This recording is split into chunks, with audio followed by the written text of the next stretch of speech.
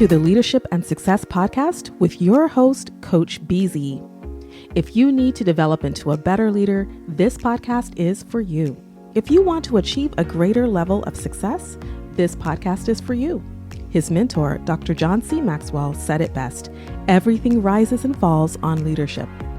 We hope to inspire you today and provide you with an insight that has the potential to positively impact the trajectory of your life. Welcome to the Leadership and Success Podcast.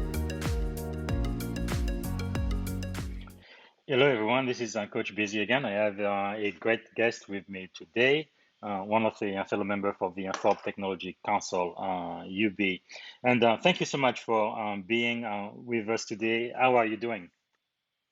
I'm good. I am happy to be here. This is it's an exciting opportunity to get to meet you, a fellow Forbes Technology Council member, and kind of share my story. Maybe it'll maybe it'll help somebody out there. Who knows? Absolutely. And so you are the Chief Marketing Officer, but also the Head of Strategic Partnership at InterviewIA. Can you tell us a little bit about your leadership journey, how you got to be, and I've seen that you've been a serial entrepreneur as well, a founder or co-founder of so many organizations. Can you tell us about that? Yeah, absolutely. It's it started probably about, I don't know, let's say early 2000s, where, just slowly kind of working my way up through different organizations. But when we moved to Colorado, I really got involved in the technology industry here. And that's how I actually met Joe, who's our CEO. We met, I think, in 2008, volunteering for the Colorado Technology Association. And so we spent many years through that organization just developing the really great friendships and relationships with a lot of people who are leaders here in the technology industry. So I had a great network of people to study, if you will, and to Mhm. learn from. And so as I was going through my journey and trying to figure out exactly what I wanted to do, there was a point, I think it was actually the year I turned 40. I just kind of got tired of working for somebody else who wasn't supportive of their employees, right? Who was selfishly only concerned about making money. Mhm.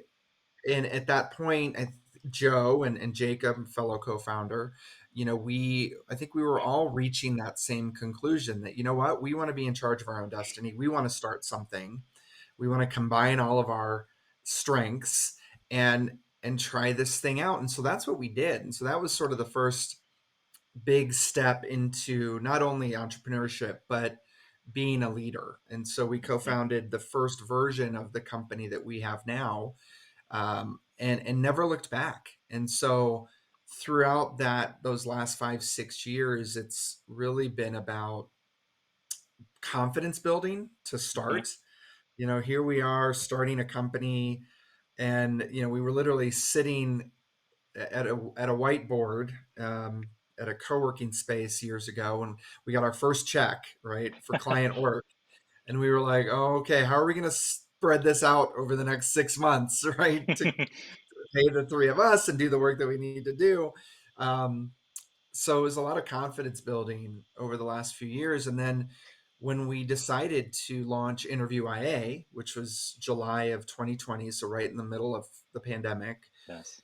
that transition from being consulting, individual contributors in a sense. I mean, we work together, but then moving into having to have a very specific role within a technology company. Mhm. So for the three of us and our fourth co-founder, that was moving into these executive roles. Yes. And so that was sort of then that was the next big jump, was now, okay, now I've got to be more than just an individual contributor. Now we've got to become leaders within this technology organization, which is a very different beast to a consulting company, right? Mhm. It's so much more structure, and there's so much more need for kind of an overall leadership of direction and mission and vision. And there was a mindset shift over the last year that needed to take place. And the good news is we were all signed up for it. You know, Okay. we knew that this is what we wanted to do. We'd all agreed on that, and we agreed that these were going to be our roles within the organization.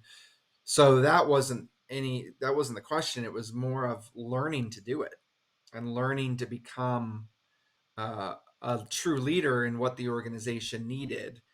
Was That was a shift that took some time, particularly for me. Like, it was a big mindset shift to accept that responsibility and to Okay. step up and be an actual leader, realizing that there are certain things that and certain actions and behaviors and ways that I communicate that might need to change a little bit Hmm. because of that new responsibility. So that it's been as I look back now, I mean, it's been a very clear journey to get here, and I've been lucky. I don't know that we could have started our company anywhere else than Denver because of the network of people who have guided us, who have been examples to us over these last 10 plus years. Wow. So a pretty significant portion of my audience are just getting started, right? Finishing up college and thinking about what they would like to do. So Yeah. looking at them and maybe even advising a 20-year something version of yourself, seeing all of the successes you've had so far, what would you advise them or yourself when you were in your 20s, knowing what you know now? Oh goodness, that's such a hard question because it's hard because I appreciate all of the experiences and things that I did go through to get to this point. So I definitely wouldn't change anything. I think I would emphasize that opportunity to get to know a lot of different people in a lot of different roles, because I think that defined what kind of leader I wanted to be. It also Mm, defined what I wanted to do. So maybe it's more about being very curious and aware of who you're surrounding yourself with, especially professionally, and taking notice of the types of criteria or skills or personality traits or behaviors or mindset that align with you versus the ones that don't. And take that time to learn from those different people. Ask questions. Connect with them as often as you can, because that taught me exactly the kind of person that I wanted to be mm. as a leader in a company. That is very good. So, as a tech executive, what does leadership mean to you, especially when you have to interact with direct reports? Yeah, it's authenticity, right? Like I don't want to completely change who I am. I have a very specific skill set. I have a very specific personality and specific behaviors um, that are me, that define who I am. So it's not about losing that, but it's also about leading with your own curiosity and empathy, even more so as a leader, because you want to be able to connect with and get to know everybody else within the organization as much as you can, especially if those people are directly reporting to you. But it's really then it's kind of paying it back. Like Hmm. I was supported, but I was also not supported in a lot of ways, and so I learned from that. So how do I pay it back to these people who are on maybe a similar journey as to what I was doing? And how do I make sure that they feel safe, that they feel happy, that their passion still aligns with what we're doing, that they feel healthy, because I learned very early on in my career. I was in a workplace shooting incident. Whoa. And so that really defined a lot of my focus on creating safe places for people where they Yes. feel like they don't have to worry about, whether they're going to leave alive or dead, like Hmm. that's shouldn't be a concern at work. So that was a big push for me early on in my career and why I do this particular type of work. But ultimately, I want everybody to feel safe, right? And I want them to feel like they're a part of the process, that they're a part of the decision making, that they're a part of the mission that we're all striving for, that they have a voice here. Because I know I'm good at certain things, but I'm not good at everything. And so I'm Mm, not gonna, it's not about my voice over everybody else's. It's, we're all equally on this team doing this thing together. wow. And so it's leaning into that and realizing and recognizing that that's the only way I think that you can be successful as an organization, especially as a startup. Yeah, and also you guys kind of started in the middle of the pandemic. That's really when you guys launched. How has that kind of affected the business or kind of uh, set the culture of the organization? It was actually a very it made us stronger. It gave us purpose. You know, we had decided at the beginning of 2020, so right before COVID first hit the US, we had decided that we wanted to build this technology company, but we were going to do it in 2021. But as soon as COVID hit and a lot of the consulting work that we were doing really started to slow down, it made sense for us to lean in, and we decided as a team to build this thing last year. And so it was, and it made sense because of the things that the pandemic were changing is in terms of work, but also the murder of George Floyd, Mm, and you know the social reckoning, the social conversations that needed to happen. We just felt like we were right at the front of this change in terms of helping companies, you know, better hire, particularly remote or virtually like this, hmm but also better hire from a standpoint of equality, right? Like how do we ensure that we're not letting our individual biases take over the interview process? How do we make sure that they're not influencing the hiring decision?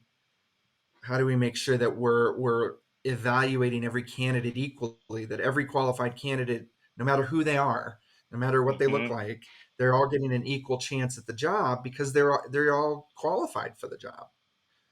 And so it really became a driving force for us as the pandemic continued to go, to be part of this new future of work. And I think people are feeling it now, you know, with the because talent candidates are in control. Job seekers are saying, look, I don't like where I used to work. I don't like being in the office. I hmm want more important benefits, more important things like health and wellness, security for my retirement. I don't care about lunch every day, you know, and people are moving away hmm from city centers, right? So they're not even in commuting distance to the office anymore. So there's a huge shift, and companies are recognizing it, but they're slow to change, to adapt their hiring process to ensure that they're still finding the right people, no matter where those people might be. Yes, that is so great because I think I moved to Silicon Valley in 2014, was it? I think it was around 2015 when the big tech companies Okay. started to really track diversity. And it Yeah. was pretty much too white and too male.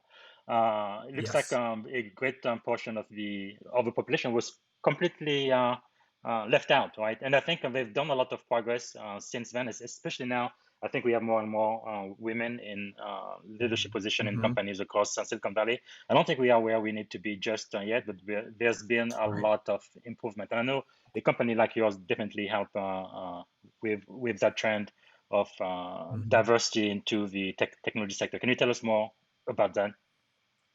Yeah, absolutely. You know, for us, it's because we started doing bias and empathy training about three Mm, years ago. One as a part of our consulting services to help hiring managers and interviewers just become better interviewers. yes. But then we expanded to include all employees. And I think what we found was that um, a lot of DEI initiatives are just that. You know, they're on paper, but they don't really come alive within an organization because it's hard to translate that into action in many cases. You know, they Mm. started out as, well, let's just hire a woman onto this team of all white males. But guess what? If you don't have the right culture set up to support that woman, then she will Yes. leave. So it's just a token hire at that point. So how do Hmm. you really truly make change? And that was that became our focus, was how do we not only teach this stuff, but how do we create a sustainable way for the behaviors of people to actually change? And it was by looking at what people do every day anyway, right? We all interview. And so how do we change that particular process for the better?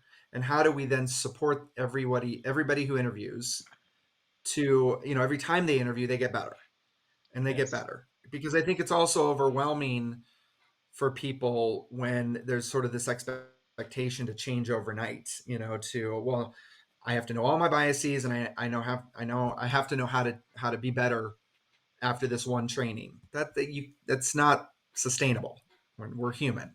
So how do we create ways in something that we're already doing, like interviewing, to support that behavioral change and that learning every time you do that thing?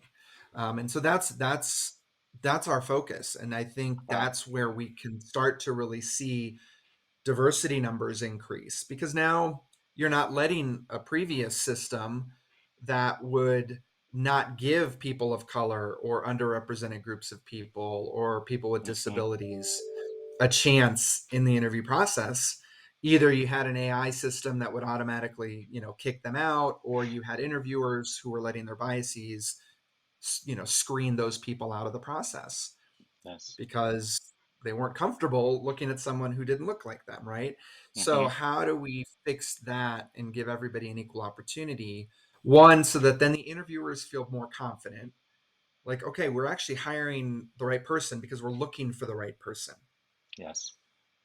Doesn't matter everything, all the other stuff that shouldn't matter doesn't matter. It's really, can they do the job, and do they have the same passion that we do as a team to get this thing done? And can they grow with us? Can they be here for a while? So it's about supporting with technology a process that often gets overrun by bias, but can slowly change over to be more equitable with just a little bit of structure, a little bit of training, and then constantly improving those behaviors over time is really our focus, specifically in Wow. interviewing.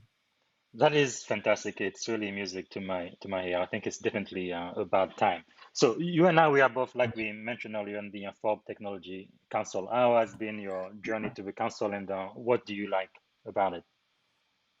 Yeah, it was it kind of felt right. At the time, I felt confident enough through my leadership journey to apply and to say, what, I think we do have some things that we could offer to this community. So it was just a confidence thing, and got accepted. And yeah, it's cool. It's just a great place to continue to build that confidence, right? But again, to meet people who are on a very similar journey or at a similar point in their leadership journey, to get to share with, and get to know and learn from. So it's been great to be a part of this. I'm trying to get more and more involved, um, with the community, with sharing. It's hard to write. I mean, I don't know how authors do it. I guess they get paid to do it, right? But it's so I'm trying to write more. Not because I don't know. I think I have a unique perspective that I'd like to share, and um, so yeah, Absolutely. so it's great. How about you? How do you feel about it? Yeah, no, I think it is really good. I think probably the biggest benefit for me is just the networking, right? Getting to meet cool guys Yeah. like you, C-level executive across the board. Luckily, it's a worldwide organization, right? It's not just in the US. And sometimes you have Mhm. a problem and you just want to kind of get another perspective on it, and always people out there to help with, like, I don't know. It's probably thousands of years of experience if you put all of us together there, and Right. it's really amazing. And of course, you mentioned the opportunity to write as well, and think about problem from your unique perspective and add value. Yeah, I think it's really been a great positive influence for sure. Absolutely. Yeah, Well, but what's hmm, interesting, because go ahead. there are different groups, right? There's different Forbes groups. Mhm, Um, and when I was exploring, because there are, I think, there's a human resources council, and um, technology just made sense for us. One, because we are a technology company, but also the perspective I bring is, and I think that many people bring, is not necessarily just technology based. And so mhm, I think that's important, because I am a true believer that technology can help and support us be better as human beings. yes. And so that's why I appreciate the community in there. They're not just all tech specific people, right? They all come from different backgrounds and perspectives. Our the thing that binds us is technology and our belief in technology, but technology can be used in so many ways. So that's what I appreciate. And if anybody's out there, if you're considering applying, think about that when you're looking at the different councils, because while one may seem like a fit, there might be a better fit with another one. Absolutely. So now it's the part in our show where we go through my seven favorite question. So question number one, you'd be, what is the greatest lesson you have learned? So that is probably um, to believe in myself, Hmm, to know that, you know what, I've had this kind of experience in my life, and I know what I'm talking about in some cases, and so to believe that, right, and trust that, and to lead with that, because oftentimes I think a lot of us get pushed back, or told, no, that's not going to work, or we get micromanaged so much because the other person absolutely has no trust in what we're doing. That becomes very tiresome, and you learn. I just learned that, you know what, I've made it this far, yes. and so I know I can do it, and I think that's been the biggest thing to learn for me. Well, that is so good. Earlier, you also talked about the transition, right? Being an individual contributor to becoming a tech executive. I think there is a mindset to success and leadership, and definitely self-confidence and believing in yourself that you can definitely add value. That has a lot to do with it. So, what do you think then is the secret of your success? I mean, for me, it's honestly, it's the team of people around me, because what they did is they recognized and acknowledged exactly what I'm good at and what I'm not good at, and Mhm. they supported me and gave me that freedom to do what I'm good at. Awesome. And then the expectation, I mean, sure, there's times where I need to step out of my comfort zone a little bit and learn, but at the end of the day, I'm here because they know that I can do this thing really well, and so they support me to go do that. And that, I think, that's the most important thing from a success standpoint, is to be surrounded by those people who absolutely recognize what you're good at, and let you go do that and support you to do that. Wow. Because I think, teams get in trouble when they're expecting more of other team members, when that's not their strength. Yes. And so why not lean in on everybody's strengths and let them go do that? Yeah. Yes, actually, I have a mentor who really taught me this, right? Don't worry too much about your weaknesses, but kind of shine from your strength, because that's kind of what differentiates you from everybody else, right? I was Right. even looking at joining a couple of boards, like on a board of directors. They don't want everybody to have the same skills. They're gonna need you because of the Right. specific, unique skill and strengths that you bring to the table that nobody else can do just as good as you. That is very important. Exactly. So. Question number two. So, what are you learning now? So now um, I'm learning about how to sell and connect with almost like a consumer Hmm, audience, because of the what we're selling. Our focus is on people who interview, and that could be anybody.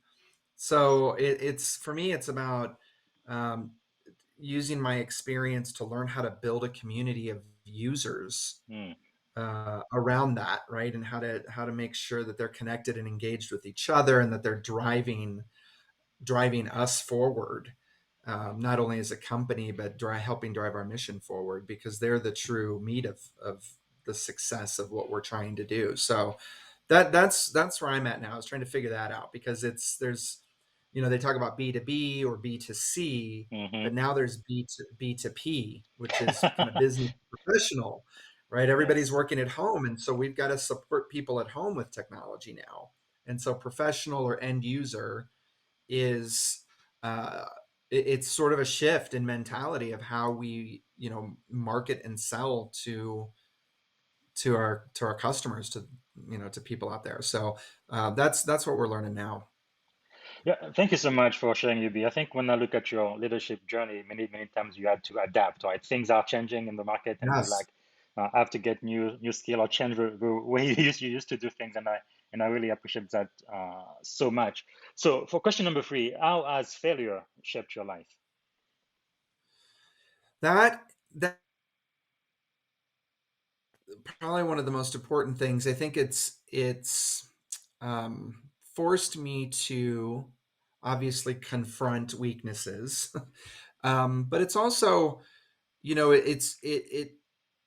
it's kind of woken me up to the fact that maybe that's not the part of the journey I should have. This has never And happened you're back. before, Okay. like this. Sorry for that. I'm gonna No, edit out this portion, but yeah, you were talking about how failure shaped your life. so yeah, so failure. That's a good question. I think,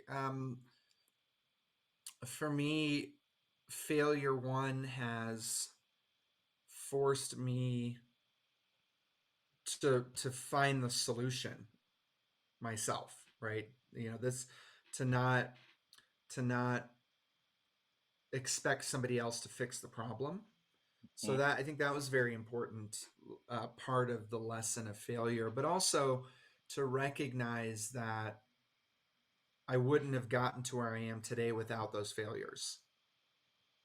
It's to you have to accept that, right? It's I think you can look at failures in two ways. One is you can say, well, woe is me, why does this always happen to me, why do I always fail? Or you can say, this is happening and teaching me something, and I need to overcome it, and I wouldn't want to change it because it's making me better. So it's really forced me to just make sure that I'm in the right mindset to understand how this particular failure can help me.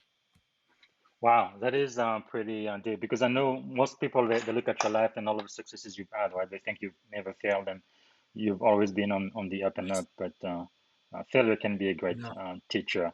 So for number four, who do you know that we should know? Who are some of your mentors or thought leaders you are following now? Yeah, that's a great question. Boy, well, I will. So there's an author. His name is Todd Rose, and he's really been influential in the work that we're doing now. He Mm, wrote the book called The End of Average, which really forces us to take a look at how we're evaluating everything, people, ideas, because in the past, all of our processes, if you think about it, have been based on the average, like mm, comparing everybody to the average, when in reality, the average doesn't actually exist. If we're talking about people, the average person doesn't exist. So how can we compare everybody to that?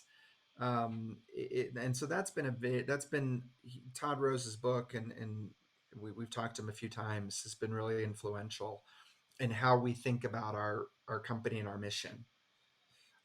So I would say I think he's probably the most important, or what he's written is probably one of the most important things that people can think about or read about, to understand how they can look at a lot of different things and really accept the fact that, what, we are really all truly unique, and we have to create our processes and structure our processes to be aware of that, and to take that into account, and to accept that, and to stop trying to group people into these like boxes.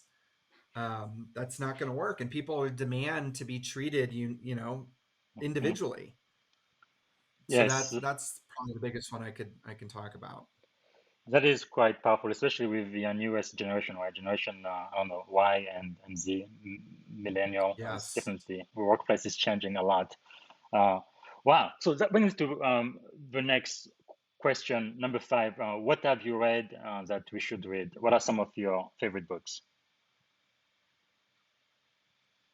Oof, that's an interesting question for me because I love to read, but uh it's not, I would say, the end of average, Hmm. because that one was really, again, it was powerful and influential. I mean, I like to read sci-fi books and things like that. But I also, for me, I learn more from not necessarily reading, but from different types of media, whether it's, podcasts or, um, documentaries and things like that. Those are more powerful to me. But I do love to read, and um, it's mostly sci-fi stuff. But to help the Cool. audience, I think, again, I really, go back to The End of Average. It's a great book to open your eyes to, again, Absolutely. how a lot of things have been structured. Yeah. And I'm going to be adding a link to that book in the comments. And which one is one of your Yeah. favorite podcasts? Um, boy, man, there's so many. I don't know. I don't have like I like the ones like Neil deGrasse Tyson's podcast. Mhm. That's I just like learning more about the universe, and the how the universe is perceived. So yeah, I would recommend that one. Wow. Thank you. So we are almost out of time. Just a couple of quick Yeah, question for you. Number six, what have you done that we should do? No, what is one action you have taken that has positively impacted your life? travel. Mm, Travel different places, meet different people, learn different cultures, eat different food. I would just recommend that. That's something I've done my whole life, and I've been lucky. I recognize, how lucky that is to be able to do that. But if you can make it happen, travel to different places, get out of your bubble, and and kind of go and just see how the rest of the world works, because um, it's very eye-opening. that is fantastic, especially here in this country, right? Once you are a US citizen, you pretty much have a passport to the world. And I've met a few people who've never been like more than like a couple of hundred miles from wherever they were born, which is kind of Right. sad. With even just within the US, there is so much diversity and so much you can learn by just traveling. Wow, Absolutely. that is wonderful. Now, one question I have for you is if you had one and only one day to live, what would you have liked your final contribution to be? Whew, that is a heavy question. Boy, I mean, I think, hmm, I wow, I don't know. I mean, I think, um, maybe it's finding some place to step in where my skills are needed. Just Mm. even if it's just for a day, like, um, I do some work in the space industry, and so to kind of to be able to impact helping us get to Mars, or to the moon again, or into space more, that would be fascinating. Whether it's, being on a ship and hitting the right button at the right time to get us into space, I don't know, something something like that would be just to help push forward that journey for humanity even more. Wow, that is quite fascinating. And what's really great is a lot of things that used to be science fiction, and you read a lot of science fiction, are really becoming reality today. It's just Yeah, unbelievable what a world it's we live incredible. in. Yeah, we only have a couple of minutes Yeah. left. Thank you so much. You've been very generous with your time. The final question is, how can we add value back to you? What could we do to make a difference?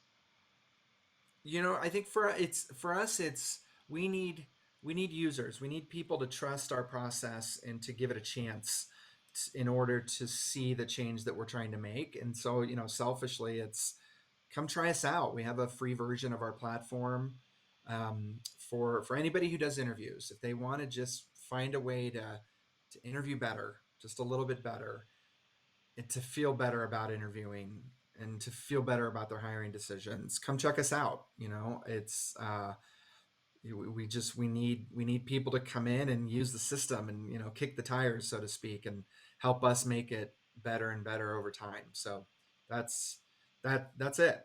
Just come, and contribute to this conversation about talent and helping people find meaningful work, and how do we really pressure companies to do better, because it's less about making candidates play a game to get hired. It's more about helping companies really truly realize a better way of hiring that's unique to them, right? Every company has their own unique DNA, so we shouldn't be trying to hire people who don't fit that. But we need to first define what that is. Why are people happy and successful at our company?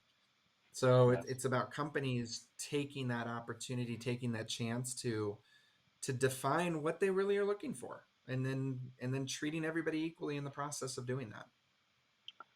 Wow, thank you so much for enlightening us. It was very insightful, and I really like what your company is doing to really change the way we hire and make work more diverse and equitable. I think that is definitely something that is worth doing. Thank you so much for your time, and for everybody else. Until next time, thanks so much for listening to the Leadership and Success podcast. Thank you for listening to the Leadership and Success Podcast with your host, Coach BZ. If you like what you heard, please subscribe to our channels and come back for more wisdom nuggets on how you may develop into a better leader and achieve greater levels of success. Leadership is the most critical skill. The world will always need leaders to lead others, deploy the next disruptive technology, or execute a business strategy. You may as well decide on counting yourself among the 21st century leaders. See you right here next time on the Leadership and Success Podcast with Coach BZ.